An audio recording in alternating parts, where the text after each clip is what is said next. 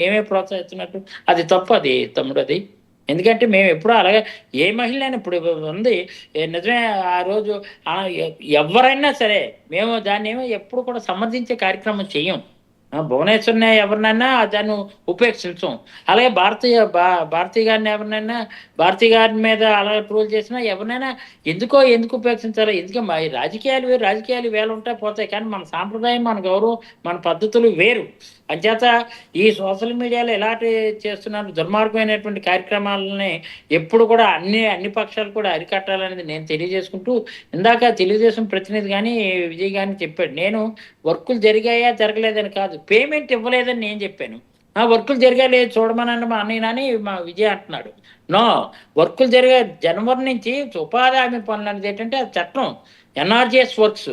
ఆళ్ళు పనిచేసిన తర్వాత ఆళ్ళు వెంటనే వారం రోజులు ఇచ్చినటువంటి ఇవ్వాల్సిన పేమెంటు 90 రోజులు గడిచినా సరే పేమెంట్ లేదు, దాని మూవ్‌మెంట్ లేదు. ఈరోజు కామెంటు లేదండి ఎక్కడండి, ఎక్కడ మేమేం పనులు చేస్తున్నాం. కామెంట్ కాదు అక్కడ. పేమెంట్ ఇచ్చారా లేదని నేను అడుగుతున్నాను. దానికి ఆన్సర్ ఇవ్వాల్సిన బాధ్యత మీపై ఉంది. ఒకటి, మేము 2,75,000 ఆళ్ళ సంక్షేమానికి ఆ రోజు ఖర్చు పెట్టి అందరికీ పారదర్శక రూ. 1 కరప్షన్ లేకుండా చేసాం. ఈరోజు మీరు 1,60,000 అప్పులు చేశారు. అప్పులు చేసింది ఎక్కడ పెట్టారనేది చెప్పలేకపోతున్నారు.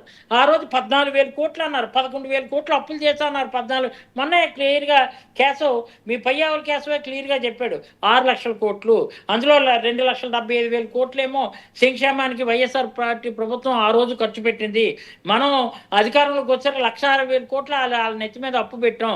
ఈ రెండు కలిపిన తర్వాత వాళ్ళు అదనంగా చేసింది 1,50,000 అని క్లియర్‌గా ఫ్లోర్ ఆఫ్ ది హౌస్‌లో చెప్పారు.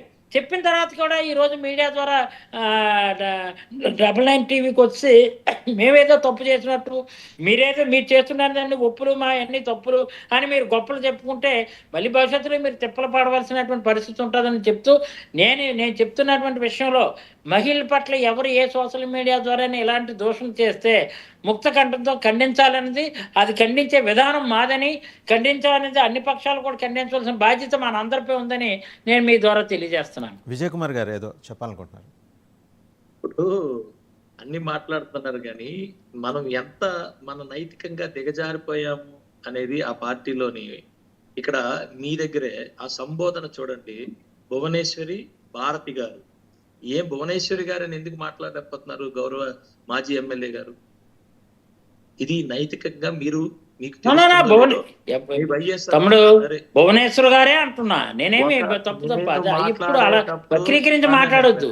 ఎందుకంటే భువనేశ్వర్ గారైనా భారతి గారైనా ఎవరైనా ఏ మహిళ అయినా సరే మహిళలు గౌరవించవలసిన బాధ్యత మనపై ఉందని చెప్తున్నా.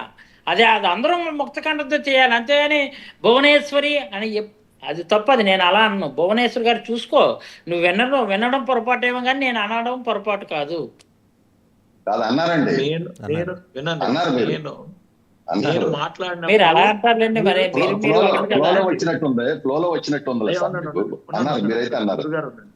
గురుగారు అండి, నేను అంటుంది ధర్మశ్రీ గారు, మళ్ళా ఈ డిబేట్ చూసుకోండి. మనం ఎక్కడ ఉంటాం, మీకు నాకు మధ్యలో అనకాపులో ఒకటే గ్యాప్. పొద్దున్న లేస్తే మన ఇద్దరం పక్కనే ఉంటాం. నేను అంటుంది మీరు దిగజారిపోయారు నైతికంగా. మీరు ఎందుకన్నానంటే ఇక్కడ కూడా మీరు మాట్లాడినప్పుడు నేను ఏళ్ళు మాత్రం ఎత్తాను కానీ నేను మాట్లాడలే. నేను మాట్లాడుతున్నప్పుడు మీరు మాట్లాడుతున్నారు. ఇక్కడ కూడా మీరు నైతికంగా మీరు దిగజారిపోతున్నారు. ఒక వ్యక్తి మాట్లాడుతున్నప్పుడు నేను మాట్లాడకూడదనే ఇంగిత జ్ఞానం అనేది మీరు కోల్పోయారు. ఎందుకంటే నేను అంటుంది ఏంటంటే మీరు ఒక్కొక్క పాయింట్ పెట్టుకోండి. ఒక నాయకుడిగా మీరు ఎంత దిగజారిపోతున్నారో ఒకసారి చెక్ చేసుకోండి అని నేను మాట్లాడాను. తప్పితే ఇంకోటి ఏం కాదు. ఇది నాది కాదు, మీకోసం ఈ రోజు చర్చ ఏంటంటే 100% చర్చ ఎక్కడ జరుగుతుందంటే మూలాలలోకి వెళ్తున్నాం. మహిళల్ని నాకు అడిగింది వాసుదేవ్ గారు, అసలు మహిళల్ని ఎందుకు కామెంట్ చేస్తున్నారు, ఎక్కడ ప్రాబ్లం వచ్చింది అనే దాని మీద నాకు ఆయన అడిగితే అదే నేను చెప్తున్నా. మూలాలలోకి వెళ్తున్నాం మేము 100%. ఒక బాధ్యతాయుతంగా ఓ కూటమి ప్రభుత్వం ఎట్టి పరిస్థితుల్లో ఎవరైనా ఎక్కడైనా పొరపాటు చేసినా ఏం చేసినా ఉపేక్షించేది లేదు. ఇది ఎందుకంటే చేతులు దాటిపోయిందనే ఉద్దేశంతో ఎవరైనా మాకు అనవసరం, ఏ పార్టీ అయినా అనవసరం, ఎవరైనా అనవసరం, తొక్కుతున్నాము. వాళ్ళని 100% చట్టపరంగా తొక్కి మామూలుగా నార తీయట్లేదు అనేది ఆయనకి నేను చెప్పాను. కానీ ఎక్కడ సమస్య వస్తుందంటే మీకు అన్కాన్షియస్ స్టేజ్లో కూడా మీరు ఏం చేస్తున్నారంటే మహిళల్ని మీరు సంబోధించడంలో కూడా మీరు కరెక్ట్ చేసుకోవాల్సిన విషయం అని నేను చెప్పినప్పుడు దాని ఎగ్జాంపుల్ ఇప్పుడే మీరు మాట్లాడిన దాంట్లోనే మీరు కాదని అంటున్నారు, మేము అవునని అంటున్నాము.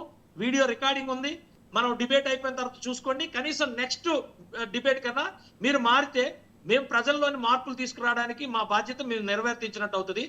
పాయింట్ ఇంకోటి, ఇందాక నుంచి మొత్తం డిబేట్ అంతట్లో కూడా ఆయన చెప్పింది ఏంటంటే పేమెంట్ ఇవ్వలేదు. అబ్సల్యూట్లీ పేమెంట్ డిలేస్ ఉన్నాయి. ఈరోజు మీరు జలజీవన్ మిషన్ అనే దాన్ని పూర్తిగా గవర్నమెంట్ నుంచి, సెంట్రల్ గవర్నమెంట్ నుంచి వచ్చిందంతా కూడా వాడేసి మీ పార్టీ ఇవ్వకుండా దాన్ని ప్రశ్నార్థకంగా మార్చేస్తే మేము వెళ్ళి మళ్ళా మీరు రిక్వెస్ట్ చేసుకొని, పవన్ కళ్యాణ్ గారు రిక్వెస్ట్ చేసుకొని తెచ్చుకొని జలజీవన్ మిషన్ ఈరోజు తెచ్చుకొని చేసుకుంటున్నాం.